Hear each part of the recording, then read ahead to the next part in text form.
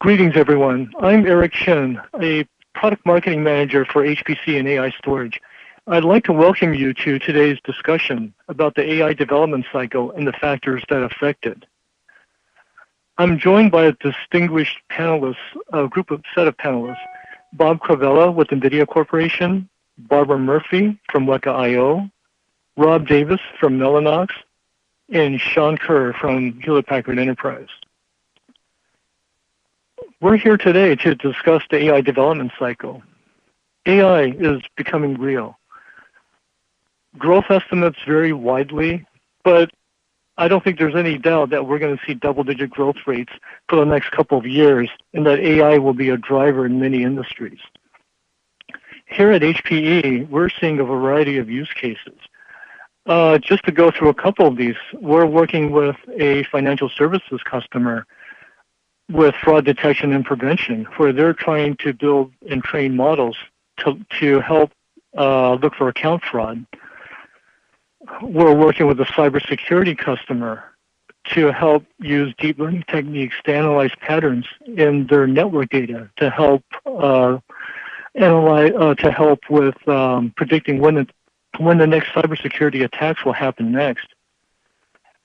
And finally, we have EDA manufacturers who are starting to look at deep learning to perform wafer inspection to improve their quality control and improve their yields. There are lots and lots of use cases. AI is really becoming real. Businesses are looking at it, and the possibilities are endless. What we're doing at HPE is that we're committed to helping our customers build the best solution for their needs. And we've already started to do some innovative work with customers. I mean, in Japan, we worked with the Tokyo Institute of Technology, where we built Japan's fastest AI supercomputer. And it's also the world's most powerful green supercomputer as well.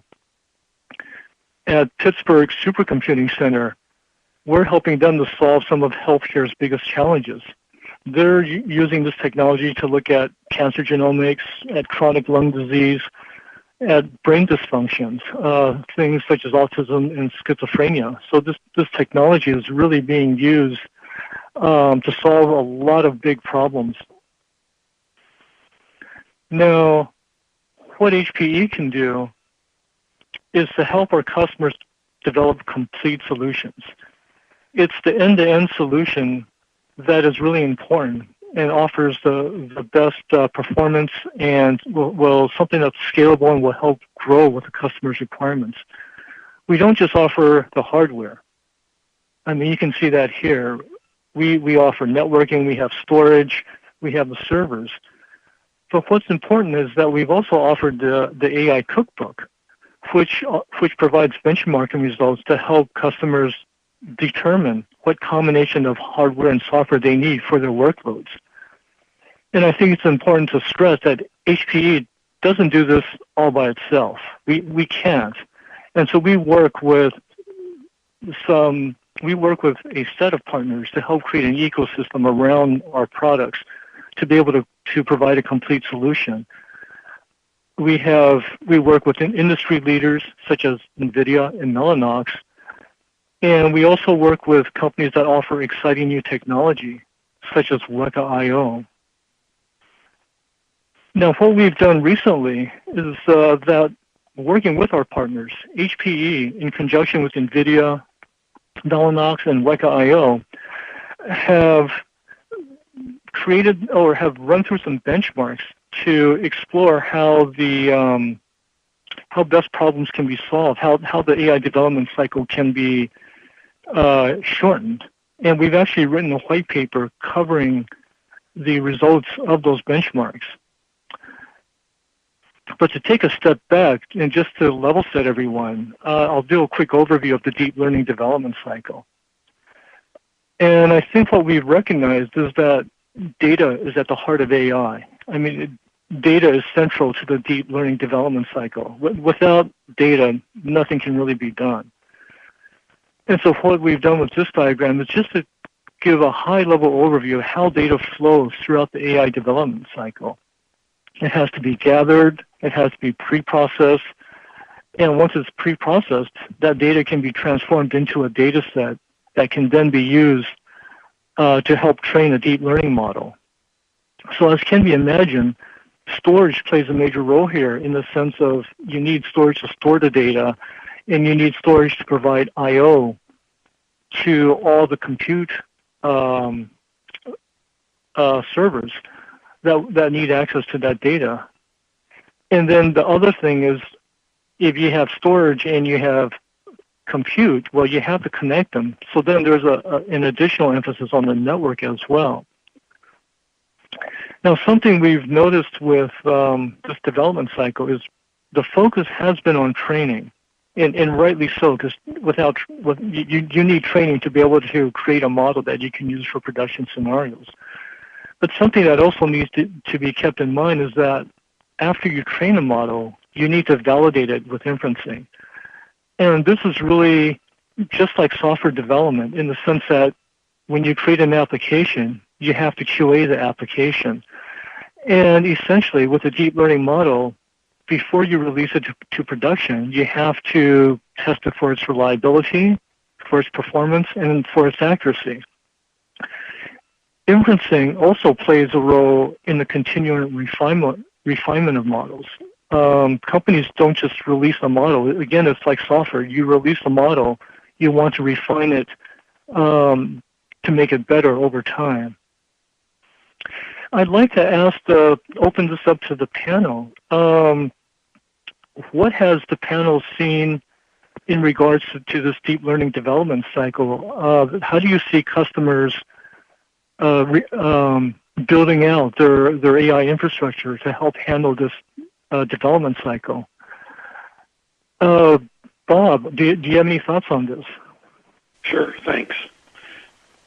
The big demand so far has been on the training side, and GPUs and the overall system, the Apollo 6500 and the overall system are providing a robust training environment that can reduce training time substantially by an order of magnitude or more. In addition, as you pointed out, inferencing is an important part of the overall cycle. Inferencing plays a role during the training process, but as you pointed out, it's also very important because it is the production cycle. It is the definition of the production deployment of your trained model. And so optimizing the inferencing can benefit both training, because inferencing is used during training, and it can also benefit any sort of high-volume inferencing scenario. So if you have a high-volume deployment of a deep learning model, you're going to run into system bottlenecks, and those system bottlenecks need to be addressed in an end-to-end fashion, and understanding this development cycle and the end-to-end solution that we're discussing here is going to be central to being able to deliver a high-performance solution, whether you're talking about training or inferencing. Thanks. That's great. I was curious, Rob, do you have any perspectives on this cycle from the fabric side? What are you seeing in the ways of how people are using their fabrics within this cycle? What we're seeing is large interest in high-performance networking in order to keep the GPUs fed. They're very data hungry, and customers are realizing that it's a big investment, and they don't want it to be idle at all, if possible. And so to keep feeding it data takes high-performance networking, and we're seeing lots of interest in the AI field by users and customers of ours to increase the capabilities of their network using products from HP like the M series and the ConnectX product line. Great. And Barbara, any comments on the deep learning development cycle from a storage perspective? Well, I think one of the interesting things in terms of looking at it from a storage perspective is I would call it the continuum of how the deep learning models are actually created, because what we're seeing with customers is they typically start off with very small models with very small data sets, for completely synthetic data sets. They often start off in the cloud with no on-premises GPU infrastructure at all. Everything works well. It's really about the model development at that stage. Then I think the next phase is what we call the dedicated GPU with storage under the desk or inside the GPU server. Everything runs well. The models are getting more and more refined. And at this point in time, performance is great. There's no problems because they're still running everything locally within their GPU server, for example, with lots of storage available. And then the final phase of it all is what I would call the production phase, where now they're turning over the infrastructure to the IT to actually go and manage it. And this is when we really see the problems start to evolve, and people understand that what was I would call the synthetic data sets that were being used early on really can't scale when you get into production, because the volume of data that's coming in and the actual ability to be able to deal with that and keep those GPUs fully saturated becomes a problem. And I think getting back to your point earlier, which is really important, is the training stage is where a lot of the focus has been from looking at an I/O perspective, but the validation stage, which is effectively your QA cycle for your training model, is extremely CPU intensive and extremely I/O intensive. And I think that's really where the issues start to arise when people are looking at deep learning in a true production environment. Great. Thank you, Barbara. This actually leads back to our white paper because, as you've mentioned, people are really using relatively small data sets at this point. It's really not production-level data sets. And I think we have some lessons from our white paper results and the benchmarks, which actually point the way towards what can be expected from production environments. What I'd like to do now is to have a quick overview of this AI benchmark configuration that we use before we get into the results itself. Sean, could you take us through the AI benchmark configuration that we use for the white paper? Absolutely. Thanks, Eric. So as you can see here with the logos on the upper right-hand corner, we worked closely with our technology partners, Nvidia, WekaIO, and Mellanox. And what you'll see here in this diagram is a collection of computing, high-speed interconnect fabrics, and storage servers. So at the upper right-hand corner, you see the Apollo 6500. And if you're familiar with this platform, you'll know that there are 8 Nvidia B100 GPUs inside this box. So it's an extremely powerful box for computing at very parallel, massive scale-out type environments. And so our friends at NVIDIA are going to talk a little bit more deeply about the architecture of those GPUs in the coming slides. You'll see as well that the Apollo 6500 is connected to a switch using 100 gigabit per second connection, so EDR InfiniBand connection. So this is really important to minimize latency and to maximize throughput from the storage backend that's feeding these GPUs. So again, as our partners have alluded to, we want to keep the GPUs fed and keep the data flowing in so we can get results as quickly as possible in our balanced configuration.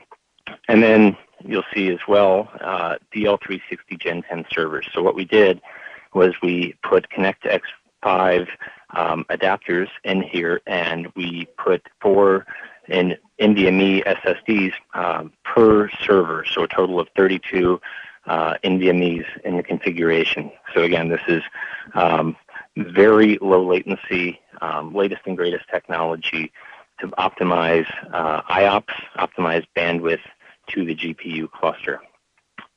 We also have a collection of assets in a deep learning performance guide and a deep learning cookbook as well. So you can see links to those in our white paper to help with things like benchmarking insights, as well as kind of an automated benchmarking tool to collect performance measurements and configurations in a unified and consistent way. So really impressive performance. We were, with this entry 8-node configuration, we're able to get 30 gigabytes per second for 1 megabyte reads and over 2.5 million IOPS. So excellent performance, and of course, all of this is powered by each of the components, the fabrics and the storage and the Apollo 6500 with Nvidia GPUs. Perhaps we can share a little bit more on the GPU side, the NVLink technology within the 6500. Sure, I'll take over. Thanks, Sean. This is Bob again. What I'd like to do now is take a look at kind of what's inside that box that you saw on the previous diagram. That's the Apollo 6500. It's a purpose-built server to house and provide for the care and feeding of up to 8 GPUs. And one of the ways that it's purpose-built, one of the ways that it's exquisitely designed to provide for GPU computation is through NVLink, which you see in the light blue lines on this diagram. This server, as Sean already mentioned, is designed to provide a very high level of compute density, so up to 8 GPUs, up to 8 of our latest Tesla V132 gig GPUs, for example. And the GPU has clearly demonstrated that it is the premier platform today for both deep learning training and inferencing. And the GPU is of interest for anyone who's interested in reducing their deep learning training times by an order of magnitude or more.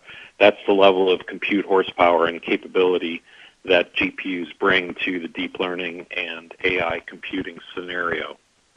As the problems get larger, we want to throw more GPUs at the problem, and the first step in doing so would be to provide for a system like Apollo 6500, which offers up to 8 GPUs in an interconnected mesh using NVLink. NVLink is a Nvidia technology that provides for a high-speed GPU to GPU interconnect as well as GPU to networking adapter interconnect. I'll talk about that more in just a minute.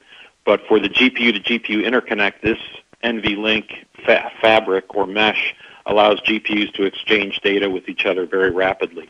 This is important as we start to scale deep learning training or any deep learning or AI computing solution to larger and larger problems. As Barbara already mentioned, people tend to start out in this space fairly simple, but very often they wrap up into more complex models, larger models that require more horsepower. And so the way to do that is to provide more GPUs, and you also want to provide those GPUs in a way that provides very fast communication between the GPUs because you're distributing the solution across multiple GPUs. That's fundamentally what's going on here.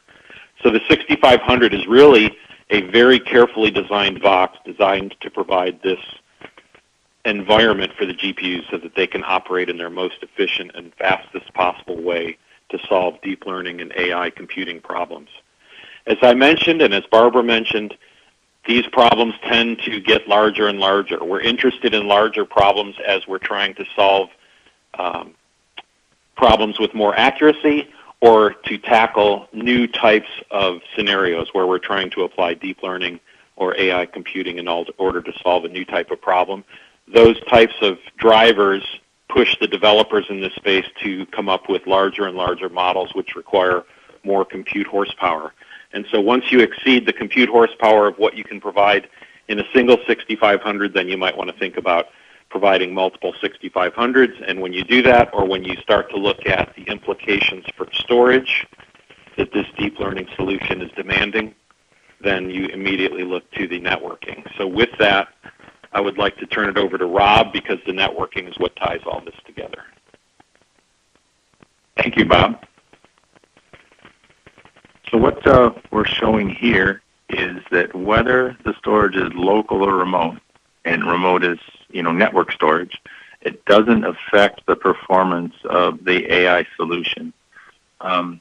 This chart shows the time in microseconds to access an SSD in read or write mode on the top two bars, and then below it is the amount of time it takes to send that same access, that same 4K access across the network.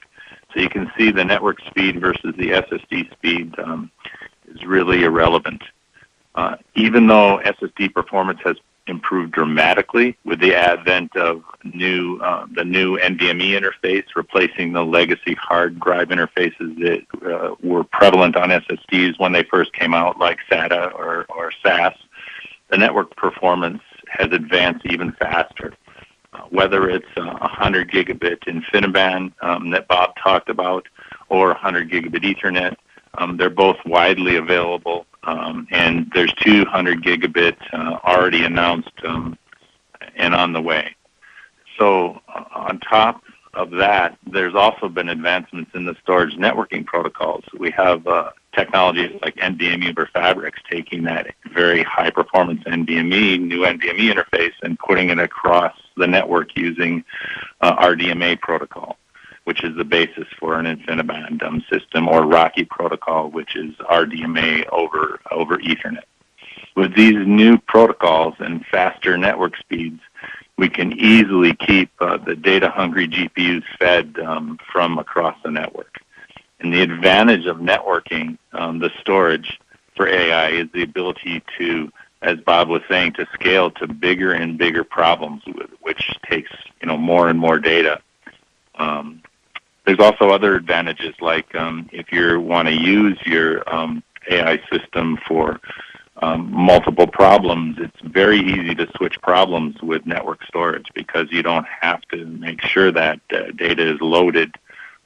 You can just pull it across the network and just change the pointer to a new location.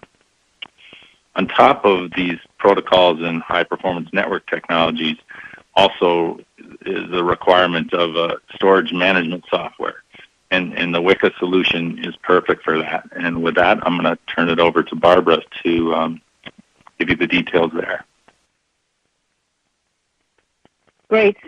Thank you. So let's look a little bit at the results, because I think that's where the story gets interesting. If you look at the benchmark results we ran on the Apollo 6500, we ran across a gambit of very popular benchmarks: ResNet 152, ResNet 50, BGG 16, GoogleNet, and AlexNet. And so one of the things that we're trying to show from the perspective of the performance is that you can get as good performance from a shared file system over a high-performance network into your GPU cluster as you can get from local storage. And again, this gets back to a myth, I think, that a lot of the data scientists have, and in fact, I've just come from the NVIDIA GTC conference in Washington, D.C., and I heard the story over and over again. Customers have started out with using maybe a single GPU server to build their models. They're used to the great performance they get from their local disk drive. You can typically get 3 to 4 gigabytes per second off of a local disk, NVMe. Now, when they go to the shared file system, external storage, they see an immediate drop in performance. And the fundamental problem that is addressed at this point in time is that when you look at legacy protocols like NFS, which were built when networks were actually relatively slow, the most you can get from that single pipe into your GPU is about 1 to 1.5 gigabytes per second. So yes, there is a discernible performance difference between local disk. With WekaIO and high-performance networks from Mellanox on the HP DL360s, we were able to show that we can give you the same or better performance than you can get from a local NVMe drive. So when you have a large-scale solution that needs to get beyond what you can fit inside that single GPU server, you have to go to local storage or to shared storage. You have no choice. Bottom line here is on the training, consistently across all of the benchmarks, WekaIO was as fast or faster than the local storage. Now, when you turn to the inference benchmarking, and remember we said this is effectively your QA cycle, you see an interestingly different story where the local NVMe drive is actually bottlenecked by how much I/O you can get from those local drives, the 4 NVMe drives. Whereas when you look at the shared storage system, we were able to scale to over 2x what you could get from a local drive. This now will have a huge impact on your inference cycle time, because effectively by doubling the amount of images per second, you're effectively halving the amount of time it's going to take to do that inference benchmarking. And I've actually asked customers of ours in the autonomous vehicle space where the amount of data that's being processed is in the hundreds of terabytes at a time. The inference training can be up to 50% of your overall cycle time for a single epoch. And that starts to have a major impact on the amount of time that you can get to have a successful training run. So obviously here, the view that we share at WekaIO is that if you want to have data sets that won't fit on local storage, if you have a solution with HPE and Mellanox interconnect, we can assure that you're going to continue offering the same performance levels as your data scientists have been used to. And one of the things that we did when we actually ran the benchmarks is we really wanted to push the performance of the file system to its limits. So on this slide, you can see what we've done is we've done a scaling exercise using ResNet 50. We started with single GPU server, and we compared local NVMe drives, which a lot of the data scientists believe is as fast as you can get, WekaIO as a shared file system, external, and lastly, DRAM, because you can't go any faster than DRAM. What you can see is for a single GPU, everybody was able to more than saturate that GPU node. When we scaled to 2 GPUs, again, all of the 3 solutions were able to manage the performance requirements from an I/O perspective into the GPU servers.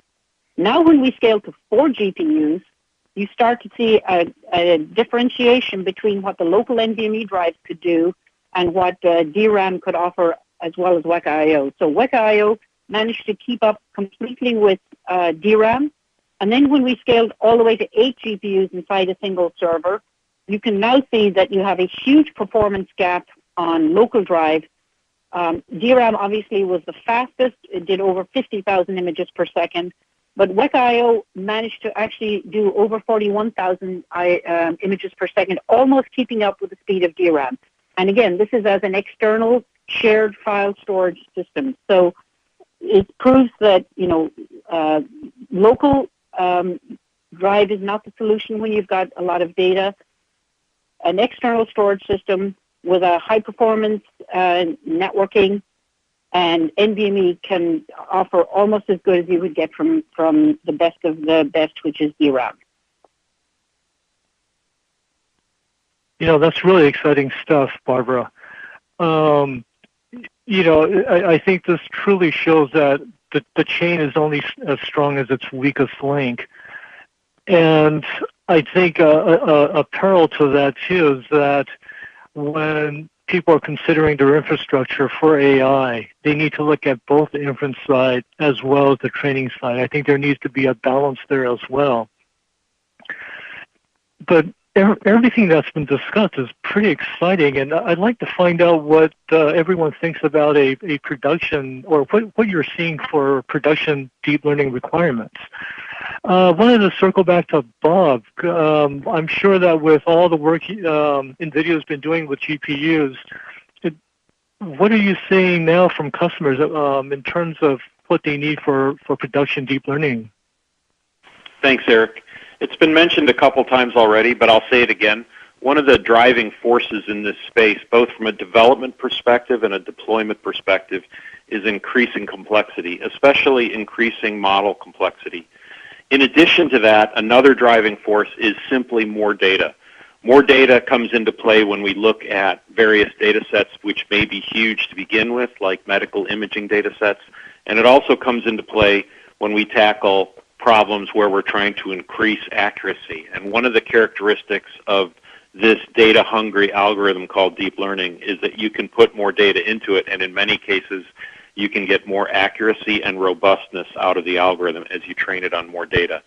So this increasing complexity coupled with the increasing data flow through the algorithm is really driving the deep learning and AI computing space into many of the same domains that the HPC space and the purveyors of HPC technology have been developing over the last 20 years. And no surprise, we tend to solve the problems the same way. When the GPU computing capability built into a single Apollo 6500 system is not enough to tackle the larger problems in a reasonable period of time, then a reasonable approach, a typical approach, is to start to tie multiple systems together. And of course, once you do that, high-speed networking becomes very important. And as you start to tackle bigger problems or start to go after more accuracy, let's say, by putting more data through the algorithm, then data flow matters. And this stresses both your data delivery system, in other words, the networking, as well as the data storage systems as well. So the demands here as we go to a production environment and as your deep learning developers try to improve accuracy and tackle new problems, the demands are almost inevitably driving us into the same areas that the HPC space has been exploring for the last 20 years.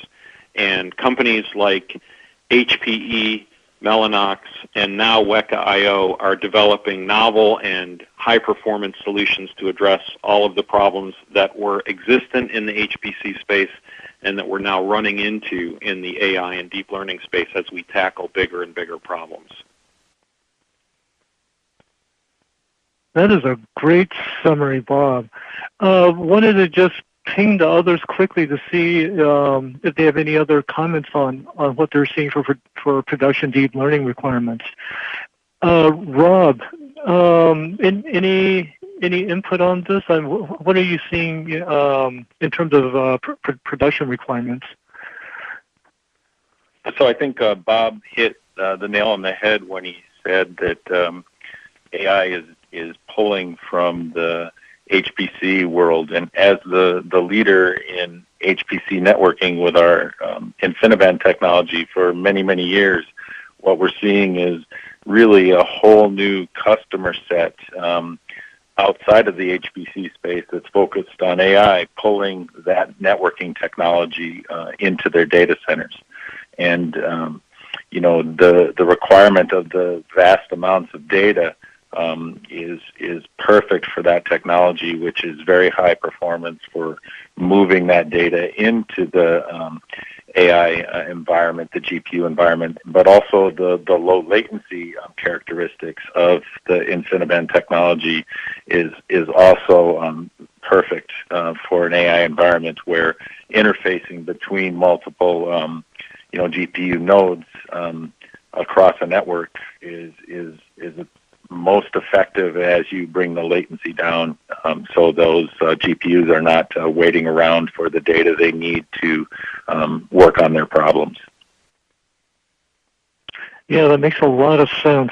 And it also seems once you start working with clusters, you're going to need a shared file system, just so none of the servers are bottlenecked for I/O.